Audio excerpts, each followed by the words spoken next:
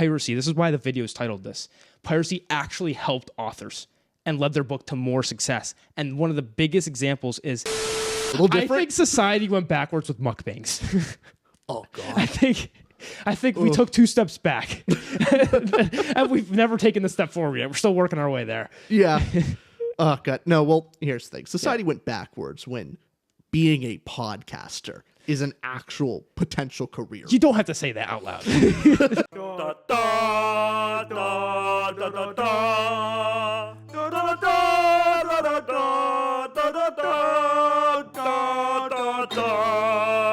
Welcome back, everybody, to another Tutor Ramble episode. I'm one of your hosts, Austin. And I'm the other one, Richard. What are we talking about today, Rich? Talking about some good old piracy. Yeah. Yo ho ho and a bottle of rum. You're damn right. We're talking about 2 things to do with piracy. 1, the effects that piracy has on authors, on the business, on the industry.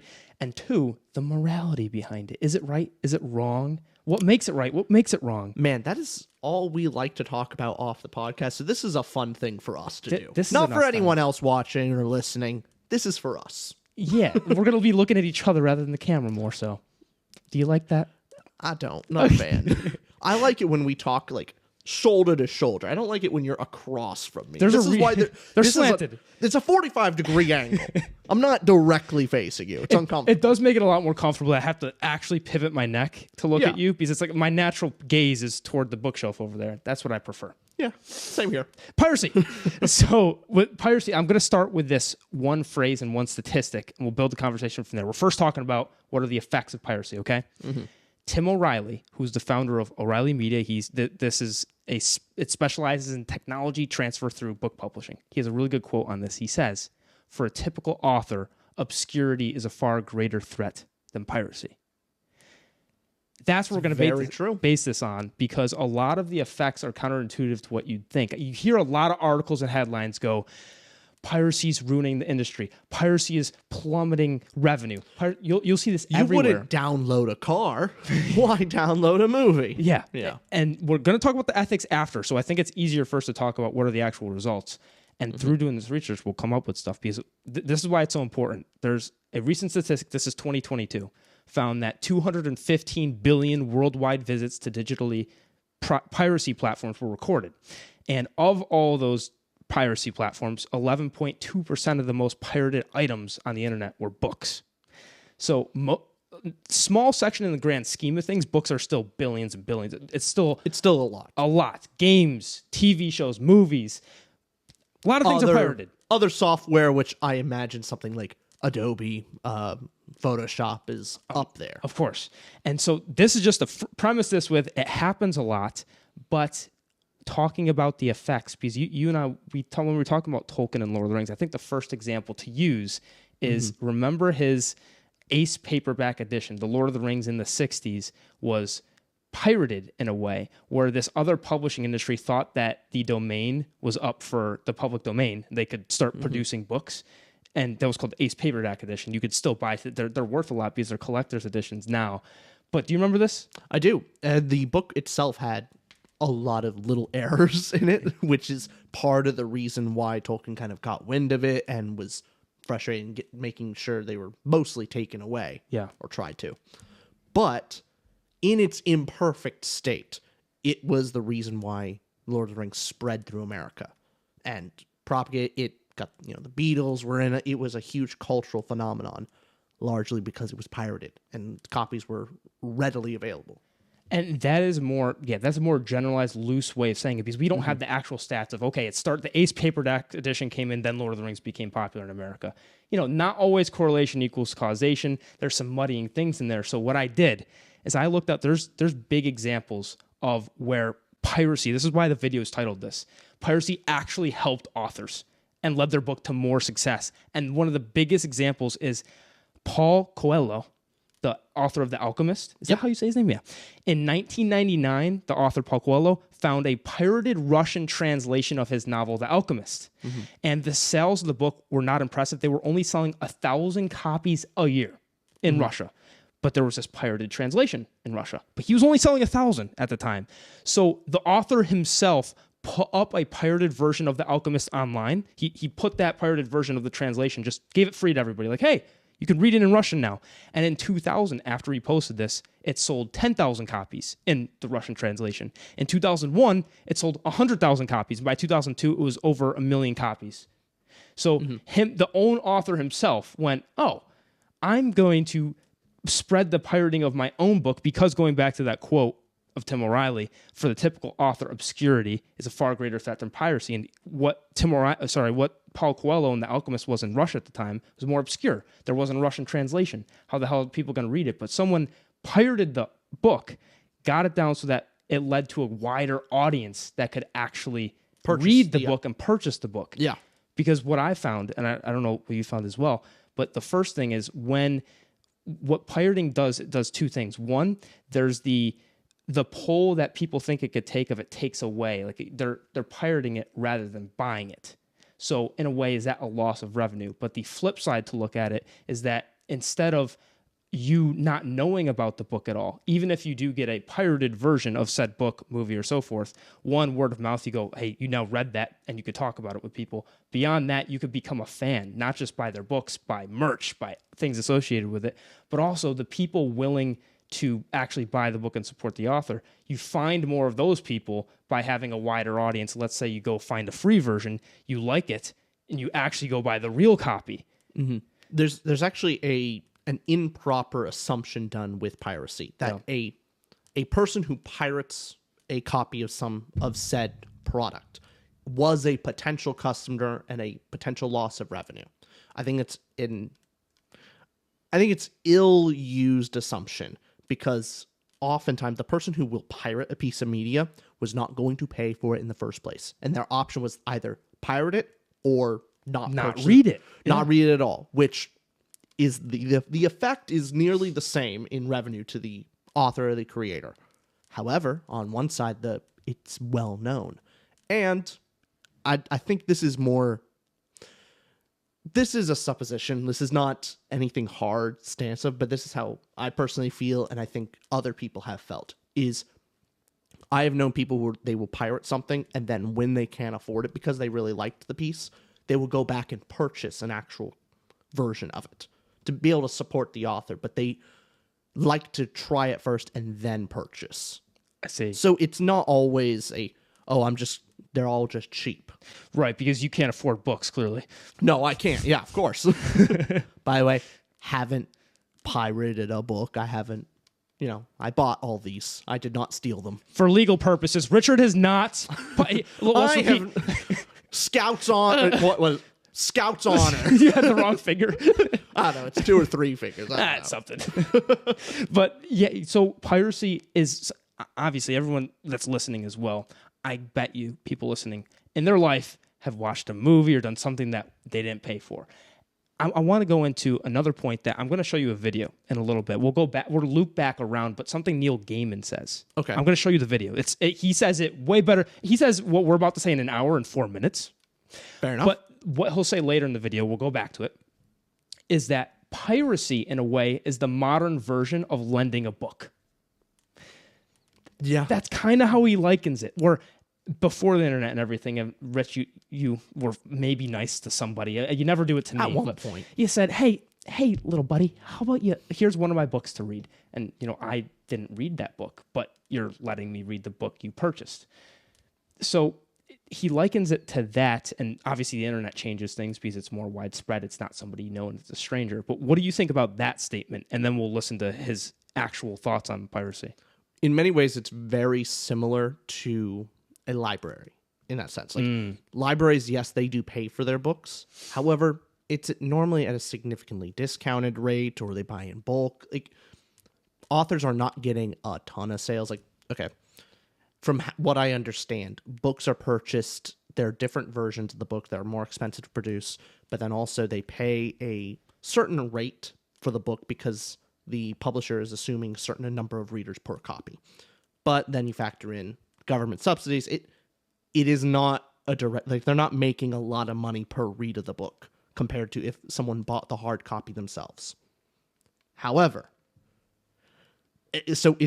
what is the difference in my mind? You give it out to the library, they are reading it for free. The library is kind of paying for a certain read of the copy. Right. But that spreads word of mouth. If you really like the library book and you want to keep it because it was a great book, you love it, you want to have it on your shelf, you go out and buy the actual version. I've done that myself several times. Where I'll check out a book from the library, and the great ones, I'll go to Barnes & Noble and buy the version myself because I loved it. Exactly. That's the thing for even smaller authors. The thing, don't be too fearful of your book being pirated, because that's just more chance of, you should be honored in a way. Oh, someone pirated my book? That means, because usually you're not getting your self-published 5 readers read this is getting pirated online because it's not big enough to even get pirated. Yeah. Usually being pirated as well as a sign that the book is big enough to have an audience where there was a version It's where worthy. it was worthy of getting pirated, because that's what pirates want to do. And I want to show this clip. Neil Gaiman's is about to say a couple of points that summarize this whole thought here. So here you go, Neil Gaiman. When the web started, I used to get really grumpy with people because they put my poems up, they put my stories up, they put my stuff up on the web, and I had this, a belief which was completely erroneous, that if people put your stuff up on the web and you didn't tell them to take it down, you would lose your copyright, which actually is simply not true. And I also got very grumpy because I felt like they were pirating my stuff, that it was bad. And then I started to notice that 2 things seemed much more significant. One of which was places where I was being pirated, particularly Russia, where people were translating my stuff into Russian and spreading it out. Similar to The world. Alchemist, I was right? selling more and more books. People were discovering me through being pirated. And then they were going out and buying the real books. And when a new book would come out in Russia, it would sell more and more copies. And I thought that was fascinating. And I tried a few experiments. And some of them were quite hard. You know, persuading my publisher, for example, to take one of my books and put it out for free. And we took American Gods, a book that was still selling and selling very well, and for a month they put it up completely free on their website, and you could read it and you could download it, and what happened was sales of my books through independent bookstores, because that was all we were measuring it through, went up the following month 300%. 300% they went up. And so he did this own experiment just like Paulo Coelho of The Alchemist did, and it only led to benefits for the author. Yeah. Now, we'll talk about the morality and ethics of it, because I think there's a couple ways this can go. Sure. But what do you think about that? I as I'm looking more and more into this, I'm going, man, is piracy, is it just helpful? Does it only help? What's a negative side, do you think, for the author? Oh, for the author is, I think, so in the case of Neil Gaiman and Neil Gaiman, obviously American Gods, Coraline, and for those who don't know Neil Gaiman, but yeah. A lot of these are focused on like foreign countries that don't have as much access, or they don't know this author very well known. However, I can imagine for a well-known author that is already pretty well known by the reading community, if their book is pirated, they are probably more likely losing some revenue. Like, there's maybe a better argument for it. However, Neil Gaiman did say he put that book up and it was in America. Like, American audiences were able to download it, and that sales went up by 300% the following months. Right. I think it's only a moral thing of, hey, you're consuming something you didn't pay for. And the people that do consume it and then don't pay for it, is that morally wrong? That's a little less sure. But for the actual author, seems like far more benefits than negatives. It's kind of like you're trying to save pennies by wasting dollars. That you're losing some sales. Right. But you're also gaining far more from the transaction. So people should pirate our YouTube videos. I honestly don't care. I'm not even kidding. If there was another site that, I don't think we could say this on YouTube. But if another site just started popping up to the Ramble videos, I think that would help us.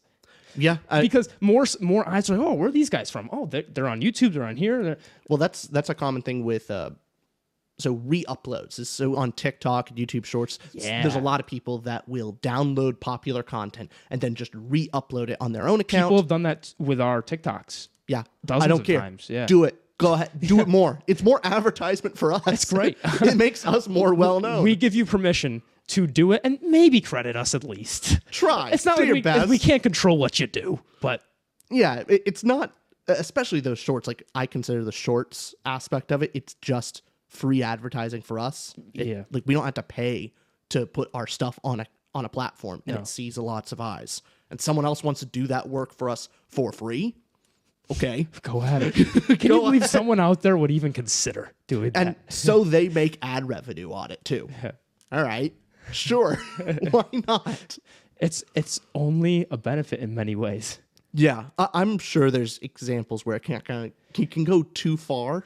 There's- you know where I found the most muddying examples? I have one more about books specifically, just to confirm even more so. I want to get this in. I want to confirm even more so. But there's an effect on movies in the box office where I saw different. Here's the problem. It was studies. The lab coat people. The lab coat people, Ugh, and gross. so take that with a grain of salt. But for example, I saw one study that said after it was posted on this big piracy site, box office revenue every month would go up 3%. So other studies that would say it went down 16%. So there was no definitive number on box office revenue, and the way that they compiled these studies is also very. Like, how do you do that? It depends on the movie. It depends on the month. It depends on Well, it's also correlating factors, and I feel like there's a lot of variables that go into that. the problem is you can't release the same. You can't have a control variable because the Different movies, it's a different different time, movie, yeah. different time. How do you compare both? Whereas samples? where Neil Gaiman and the Alchemist examples, they are pushing their book out, and showing the pirated version, and it is actually increasing sales. Yeah, Where in comparison to the time before they pirated Exactly. it, so they can compare apples to apples on that. Exactly. And here's an even better example of all this is Timothy Ferriss. He launched this experiment in modern publishing. This is modern day, where he partnered with BitTorrent, partnered with them to help promote his new book called The 4-Hour Chef. So he literally went to BitTorrent and said, can you work with me, please? And so despite that, now him partnering with BitTorrent caused Barnes & Noble and other bricks and mortars retail to actually boycott his book because he was partnering with BitTorrent. And Ferris's book ended up selling over 250,000 copies and landed on every single major bestseller list. Every single one. And the click-through rates from BitTorrent to Amazon. So BitTorrent had his whole book for free. Could read it right there. But it had a link to Amazon. The click-through rates from BitTorrent to Amazon were higher than anything that he's ever seen through paid advertising. Orders of magnitude higher. This is a quote from him. Literally orders of magnitude higher than anything else he's ever seen. Now, more than 880,000 people clicked through the 4-Hour Chef's Amazon landing page. Amazon doesn't offer its authors conversion metrics, so it's hard to say how many actually purchased the book, but it says it's an impressive amount to measure. BitTorrent also sent nearly 300,000 people the book's video trailer on YouTube and over 327,000 to Ferris's website. Anyways, in quotes, this is what he says. If someone is willing to spend time finding a legit bootleg source and reading a DRM broken, hard-to-read copy of my book on a computer screen not intending for reading, just to avoid spending $12 or so, they weren't ever my core audience to begin with. If I get them, it's nothing but bonus points. Yeah. I think you're making a great argument on I'm when convinced. your book is done, you should probably just release it for free. I'm not even kidding. Yeah. Just Give hey, a here free you go. copy first. If anyone's going to buy it, go ahead. Like, download it first. And if you want to buy go through Amazon or go through whatever and give us money for it too, neat. Knowing our audience, they'll be the first to prove this theory wrong. just the spite. The thing is, it also is just a psychological thing. I think there's a feeling of guilt, and in general, most people are not heartless, like cold calculating machines. Are they? Oh, I can consume this product for free. That is better than me paying. Yeah, on paper, sure. But most people kind of read something like, hey, I really like this book. I kind of feel bad. I kind of want to give the person money. So I'm going to pay for it now. There's now no barrier, because before you read a book, and I'm paying money and hoping it's good. and there's a barrier there. Am I going to waste my money? Versus you've already read it, Right. and now it's like, I didn't waste my time. I really enjoyed it. It's much easier to give the money to that because I know I had a good time versus the risk of I'm giving money in hope that I have a good time versus I gave money because I did have a good time. Yeah. And so you're saying there's a conscience where there's some ethical question. People just feel a little guilt. I just think it's easier to hand over money for something you already enjoyed. Yeah. Because you've already tested. Imagine it kind of like a restaurant. How much harder would it be for you to go to a restaurant and I know it's kind of like a small change, but you want to order a burger and before the burger comes to you, the server comes with the check. Pay for it now. And then you have to pay for that burger and then enjoy it. Well, and it's nice sit down. Now, I know fast food does that, basically the same thing, but there is a level of consistency and trust that you go with fast food because it's all the same, all this. You go to a nice restaurant, though, you're spending some good money. It would feel a little weird to pay for a very expensive steak before it even comes to your table. Versus it's a lot easier of, I've had a great meal. I really enjoyed that steak. And then the check comes, I'm like, here's the money. I really enjoyed it. Maybe fast food does it the way it does it because, well, first it has to be expedient. But beyond that, here's the money. I'm expecting just food. I'm expecting to consume food. I'm not looking for an experience. Also, the price. There's a significant price difference. Yeah. You're willing to fork over a certain amount of money up front. But over a certain threshold, most people are kind of hesitant on spending that kind of money up front. Well, I want to finish with Neil Gaiman's part before we go into the morality of it, unless you have something else to say. I also have a video to show you. Okay, so let's finish Neil Gaiman's video here, and he'll say what we've been saying, but also more eloquently. It's Neil Gaiman. Yeah. Just look at him. All right, here you go, Neil Gaiman. And when I give a big talk now on these kind of subjects, and people say, well, what about the sales that I'm losing through having stuff copied, through having stuff floating out there? I started asking audiences to just raise their hands for one question, which is I say, okay, do you have a favorite author? And they say yes. And I say, good.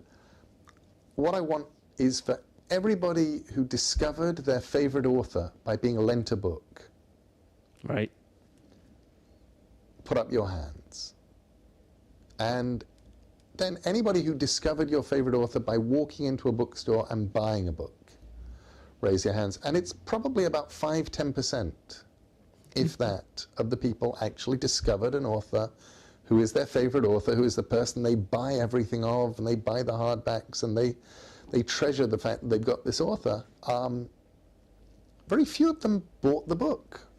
They were lent it. They were given it. They did not pay for it. And that's how they found. And so that was the whole, thought, summarized point of, hey, lending a book's the modern day piracy. And something interesting about that, Rich, I think we're doing the same exact thing that pirates are doing in a way. Oh, yeah. Now, here's what I mean is everybody here is watching a free YouTube video. I mean, there's ads. But Sure.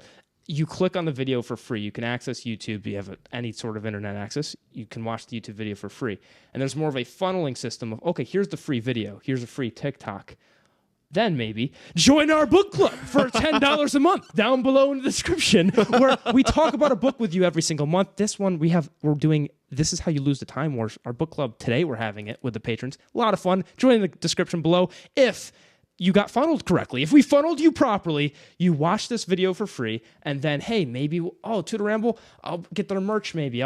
Maybe a book they put out, or maybe, if you're crazy enough. But that's... Very few people would join our book club if they didn't see our videos first. Just pay. And then we give them an ad. Hey, pay $10 a month for said book Who club. the hell are these guys? No one would pay. Yeah. And so, in a way, we are funneling here's something free, then buy the thing. Now, a little bit of the difference is the books that are being put for free, it's the whole free book. Yeah. But that whole free book, one, is giving you an audience member who will do your future works and buy the actual books. They want it on their bookshelf. Neil Gaiman and other of the sorts were talking about how, man, this ebooks are fine, but there's nothing special about it. You need something. Now, here's another question of what if you could download a car? What if you could download a book and have it physically, 3D print it, and somehow in some future magical realm? That's what we have to get into. But you have a video to show me before we get into the real ethics. Yeah, this is in relation to this. I think it applies in similar ways. We're talking about piracy. I would say most of it is an issue of access, and rather than just pure greed. Then someone just not willing, wants it, but is not willing to pay for it. Gotcha. It's mostly due to access and circumstance. And so this other YouTuber and Twitch streamer and game developer talks about his game sales in a much similar way. Perfect. Piracy is generally an issue of economics. You either can't afford a game, so you pirate it, or you can't get the game because you don't have access to it. So let's take Brazil, for example. Brazilians in my chat, rise up. I love you guys. Brazil has a very big problem with piracy, but it's not because they're jerks. Brazil has a problem with piracy because economically it doesn't make sense to buy games in Brazil. They're usually dramatically expensive. So the way that I fixed this for Heartbound, we had a very large Brazilian population of people who liked the demo. They absolutely loved it, and they couldn't buy the game because it was too expensive. So I did this. See this right here? Heartbound is 60% off in Brazil. It's 20 BRL, and I will never change the price for the Brazilian people. At 60% off, it's only $4 out of a $10 game. By making this affordable for the people of Brazil and localizing the game into Brazilian Portuguese, it is 25% of our studio's income via game sales. Interesting. So it came down to it not being affordable. Yeah, or accessible. Well, that's the thing. I'm talking with us Americans here that we kind of think, oh, I created a book, it costs this much, that we think that's a kind of a universal price. But price is relative to a market and a consumer base. That $10 for a game for us, nothing. However, for people in Brazil, it's clearly way too much. It's a much higher percentage of their income, that $10. So lowering it to make it similar to a percentage of their income compared to Americans makes a lot more sense. And that the prices should not be the same everywhere in the world. It's not universal. Got it. So for the same thing of Russia and all other countries, sometimes maybe the price should be way less. So if you're selling your book somewhere else, it should be different. Right. Specifically in the state of Virginia, I think books should cost less. Yeah, exactly. Yeah, we should get Should we dox ourselves, say the city, say the street? So I agree with this completely. But I think that's amazing that his game, 25% of the entire company's sales. That's not just 25% of the actual game downloads. That's 25% of revenue. Of the revenue. Yeah. Came from discounting their game to 60% off. Yeah. That's pretty amazing to me. That is. Especially because they have the ability and they have the ability to actually pirate the game. Yet they don't. They will pay the price if they can. Yeah.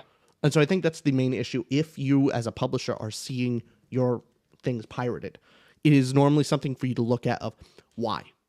It's clear it's not that they refuse to pay. It's that probably there's some kind of barrier in the way of paying. Either they can't access the book through traditional means, or it's outrageously expensive for what their living conditions are. In which case, you weren't going to get them at the original price to begin with. Not at all. Not at all. So you as the publisher actually have to change. Especially because this is a luxury good in a way. You don't have to play the game. You don't have to read the book. It's not food. It's not shelter. It's not a luxury good. This is something for pure entertainment. Yeah. So when you're going out to purchase, there's a different moral question as well. Once we get into that, which do you want to? Start talking about the ethics. The ethics of things. I'll throw this out at you. Now, this is a little different. This is legally speaking, but a recent study on moral standards on whether some law breaking is socially acceptable about piracy in the interest of file sharing among the public. Of those questioned in the study, 70% of respondents said that downloading illicit material from the internet is completely acceptable, though 3 out of 4 felt it was completely unacceptable to sell that for a profit. So the general public majority agrees that it's okay to download it from the internet is acceptable, though to download it from the internet and then sell it for your own good is immoral to about 75% of people and unacceptable. I would generally agree to that with some caveats, of course, in there. The one that I 100% agree with is downloading someone else's content and then just up and selling it. You downloading an ebook and then selling it at full price for like, no, absolutely not. That's really immoral to do. However, downloading for yourself, I don't see as bad. And let's break down why is that immoral. Why do you think the selling it is immoral? Because here's a question to start this off with: is piracy different than stealing? I mean, stealing normally implies the loss of the original owner, and digital content. It is hard to measure that particular loss. It's easy when it's a physical thing, like they no longer have the item anymore. Mm-hmm. But a digital item, they didn't lose any inventory. They potentially lost a potential customer. There's a lot of potential there, but not an actual real hard time loss. Then in a sense, when you steal something from somebody in the real world, it's a zero-sum game. Mm-hmm. One person gains, other person actually loses. So when you're saying with piracy, is it different than stealing? Because piracy isn't a zero-sum game. It's a positive-sum game, if that's how you say it, where you're so you are downloading this for free, though the other person isn't losing value and you are gaining value. And that comes down to is this a victimless crime? Is piracy a victimless crime? Because as we just went over, we don't think it's actually hurting the author or the publisher or the director. So I think it's important to say that it can hurt a publisher or the author, but I think more likely than not, it helps. I think there's potential for harm. It's not completely innocent, like we're talking about if someone downloads something and then sells it like again and is trying to touching on people. That makes it not a victimless crime, because maybe in your moral framework you're going, if someone's downloading and selling it, they are taking a potential actual buyer from someone that would have given the money to the original creator. Because that's assuming the person who pirated it in the first place was never going to buy it in the first place, versus the person who is buying the illegal copy. Like, they would have bought the original copy too. Yeah, that's actually the taking difference. It's actually taking a customer, and that's what maybe makes it more intrinsically like that's wrong than when you first suggest, could you download something off the internet? Because. And going onto that, then, do you think it is a crime at all? What do you think, Rich? Okay, well, we're going to get into something that I personally find very annoying and objectionable. And it's something I have done a lot of restructuring in my personal spending habits. Okay, yeah. I want to get into specifically DRM protections, which allows companies to basically lock their digital items to certain devices and use that you can't actually use it outside of, and it's locked in their system. There's a lot of different versions of this for video games. Often they will have a DRM protection for like you have to be connected to the internet to play their offline game, which annoying as hell, stupid. Go for books. Some ebook sites, but you buy the book and then it is DRM protected to only be used on that publisher's approved device. Oh, gotcha. Same thing with that goes for audiobooks as well. So I actually wanted to get into so one of the terms of use actually from Audible, I'm getting at here, in content restrictions, it says, you may not transfer, copy, or display content except as permitted in this agreement, sell, rent, lease, distribute, or broadcast any content, remove any proprietary notices or labels on content, attempt to disable, bypass, modify, defeat, or otherwise circumvent any digital rights management or protection system applied to content or used as part of the service. Use of service content or for commercial or illegal use. They covered everything. Some of that I agree with. Yeah. Like that ending part, to try and use the content for a commercial or illegal purpose, trying to resell it. Mm-hmm. Fair enough. I have a problem with I paid in full for this content. It is mine. I paid full price. And yet I can't use it in the way I want to. What do you think about this phrase then? If paying isn't owning, piracy isn't stealing. I kind of agree. Here's the thing. With specifically Audible, when you download the book, so we have to get on, when you buy a book on Audible, it is in their cloud and you don't have it downloaded, you don't own anything.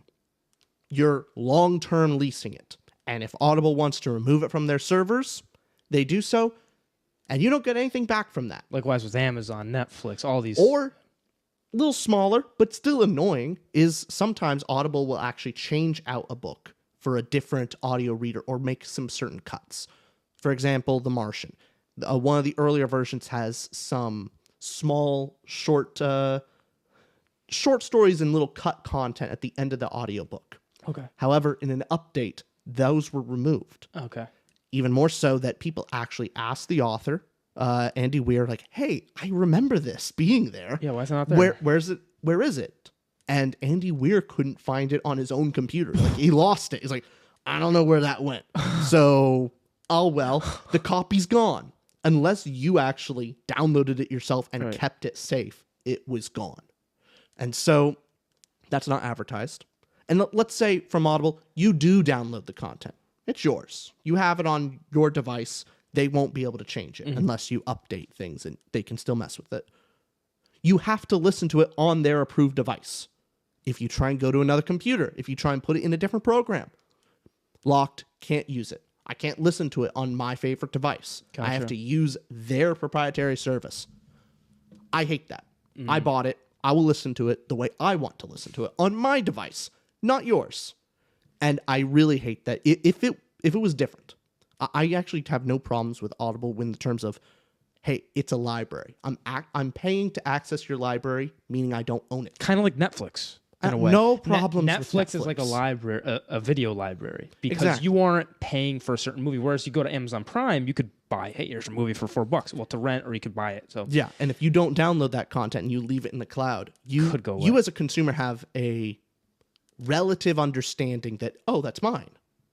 But you really don't. It's a long-term lease. Right. And I hate that kind of manipulative business practice. And so personally, what I have done with Audible is I've moved away from it. I've actually just, I canceled my subscription to Audible and moved away. Thankfully, I didn't have too many books in there that, I can move away from.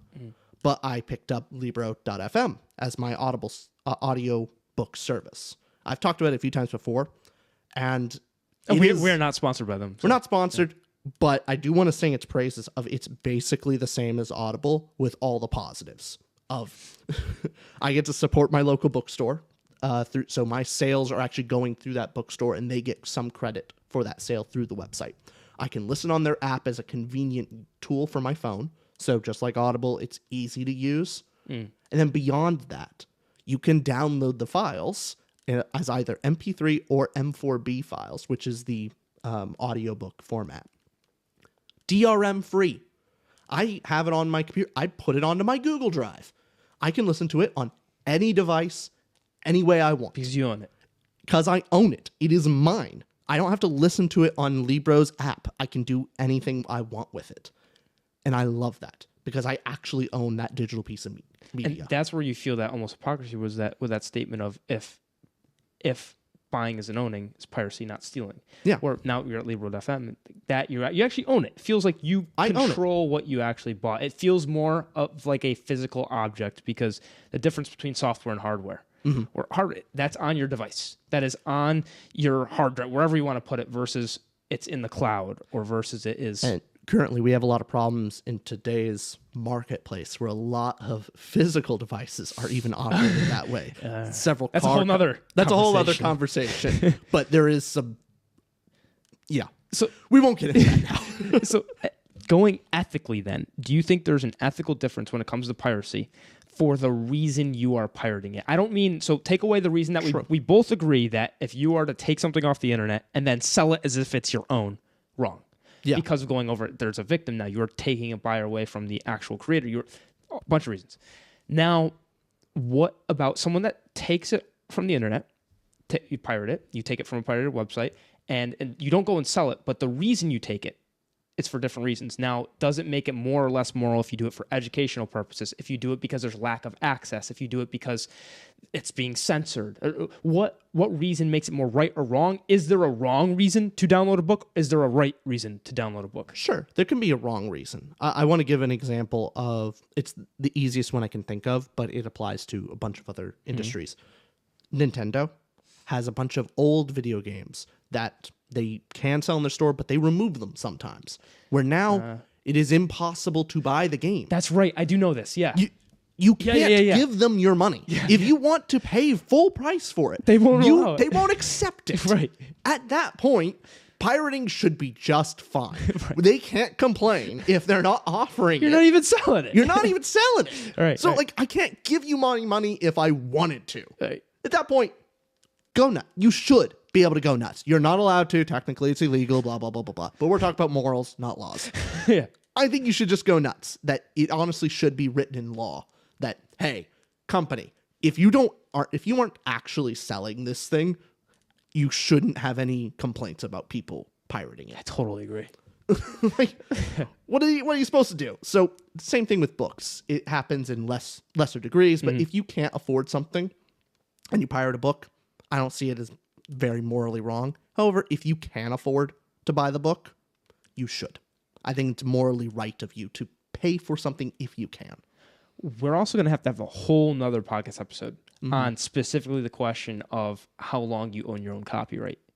Because then we're talking about things that, hey, somebody physically made this book, they own this book, or someone physically made this stuffed animal in between us, they own this, we bought it. Now, the question of copyright, recently Disney lost the copyright to the original Steamboat Willie, Mickey Mouse. So now anybody can create that as if it's their own because it's in the public domain. Now, that's another question about how long does it take to get there? When should it? Way too long is the correct answer. I want to have a whole pod discussion on that because I want to look at the ins and outs. But right now, we're saying somebody still owns the copyright. You're purchasing it off there. There's a difference, as you're saying, between if there's actual access to it. Nintendo's not selling these games right now, so Nintendo's losing no value, no money from a customer.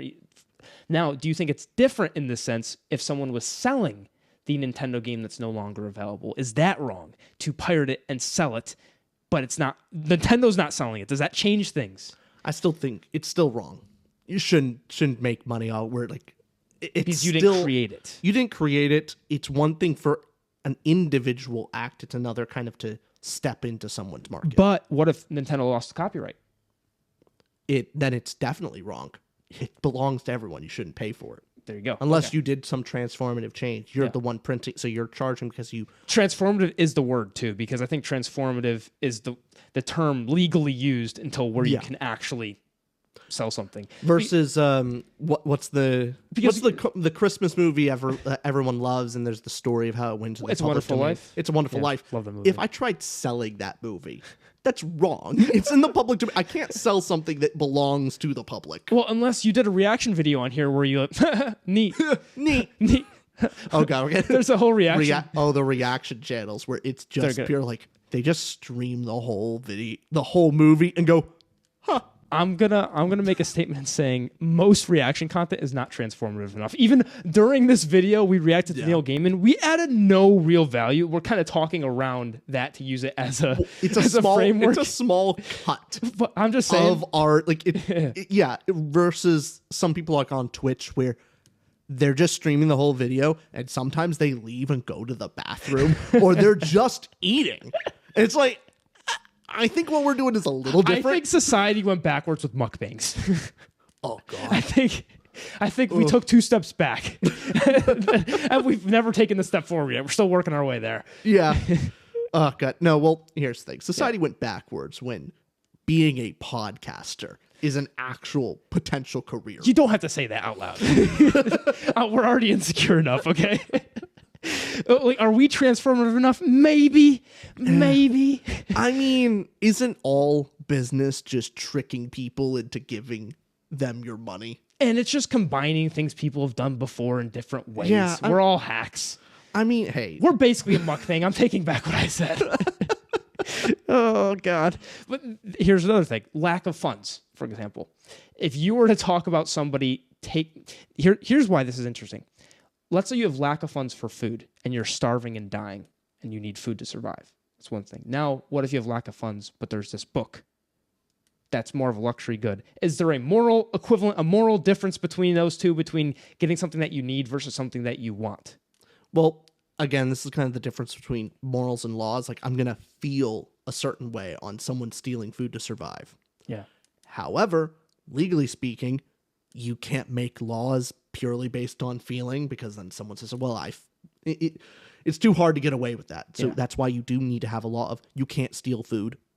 No, because that person who made the food needs to eat themselves. There's a lot of problems with it. And so I may feel a different way personally of seeing someone steal an orange versus someone steal a DVD. Right. I think there's an obvious difference between the two. It's more so I like to say the ends, for example, stealing the food, the ends don't justify the means. It doesn't justify it, like as in that's a... But it's an understanding. But the ends explain the means, and no one's getting angry at that. You understand why the person's doing it. We're not justifying like everybody should steal now. But no, the person's starving. And then obviously there's a difference between something that you want to do or want to read a book. However, I do want to clarify and make clear that there's plenty of people that will talk about, thieves, they're stealing because they're hungry and they need to, and then you watch it and they're going through, Target and just stealing by like the armful of a bunch of junk food or like cosmetic products, and it's like, no, they're not starving. They're thieves. There's a lot of actual just thieves out there. Not everyone's an Aladdin. Well, yeah, they few. They front that, but behind that, they're actually not in need. Yeah, exactly. Yeah. I just wanted to make that clear. I am not saying all thieves are Aladdin. I would say probably most thieves are not. They're actually just stealing things because they have poor moral character. Right.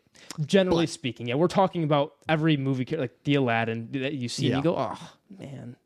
It exists, but often thieves do what they do because they make poor choices in life. Yeah. Definitely right. It's just we're talking about the moral equivalent of giving those extreme examples to see what is right, what is wrong. And I have a thought experiment with you as well. Again, everybody listening, like Rich and I love doing this off camera. We're talking, we get into religion, that's great. So thought experiment for you. We touched on it earlier, but what if it was possible? Honestly, this could be a sci-fi possibility where it is actually possible to illegally download a physical object, where you could click a button and download a Hyundai. Well, we actually start getting to that with, I think Star Trek is a very good example of the reason we have economies in the first place is because of scarcity. If scarcity doesn't exist because you can print physical objects basically at will, at little to no cost to yourself, there's not much need of a market. No. You get what I mean? Oh, totally. So that changes the game. If scarcity is not an issue, then payment is also not really an issue. We only pay for things because there's a scarce. And we need because that, there's scarcity. But if you could just download things, physical things, because now, there's a difference between the web and then you actually own it. And it's also, what does it take to download? You have to produce material to make that, whatever happens. Yeah. But think of it the flip side, the person who designed that car, assuming that it's not just cars you can print and it's literally everything else, that person can also print a Mercedes. That person can also print a house or food or whatever. Well then there you go. Now you're living in a world where people create for creation's sake, which isn't that basically the communist ideal, is that people will not create things for profit, but create things out of want and desire, which I personally don't think is very I don't think it's very logical that would happen. It's also not realistic. No, people don't create things solely because they want to. They do. It exists, but it's not as reliable. You don't want to be here? You don't want to make videos with me, Rich? Is that what you're saying? Well, no, it can carry you through and it's good. For sure. Yeah. There's a lot of things that people need that... Incentives. That people didn't want to make. Yeah. But it would just slow down progress. For example, every tier list video we've done. Can you see Richard's face every tier list? Like, God damn it. Why do people like this? Just get me to the morality. Why can't we do another book review? But is there anything else you want to touch on with the ethics there? I think we covered most of how pirating actually does help authors, but then ethically speaking, where there's more of a gray line, but it's not the worst thing in the world. It's not, you're not a bad person. No, I think especially the reasons behind it, it's a very personal thing, and it's something you can only answer to yourself of, hey, if you can afford to buy something and give, monetary benefit to the author that gave you a personal enjoyment, you should pay. You shouldn't take it for free. Now, especially if maybe you weren't comfortable with paying for that author because money's tight, so you download something illegal and you really, really enjoyed it, you should try and pay them. You should try to donate. Maybe you can't pay the full price. Maybe you just donate to their Patreon half because that's all you can afford. You should do that. We should give to others what they have given to us. There should be some exchange. That's our best Patreon ad yet, buddy. That was great. I wasn't even thinking it that way, but yeah. Well, you go, just pay us half on Patreon. I know it didn't. You were very serious. I don't think you were trying to pitch it. No, I wasn't. You did anyways. Thanks, man. I do my best. All right, we'll see you all next week. All right. Bye-bye, y'all.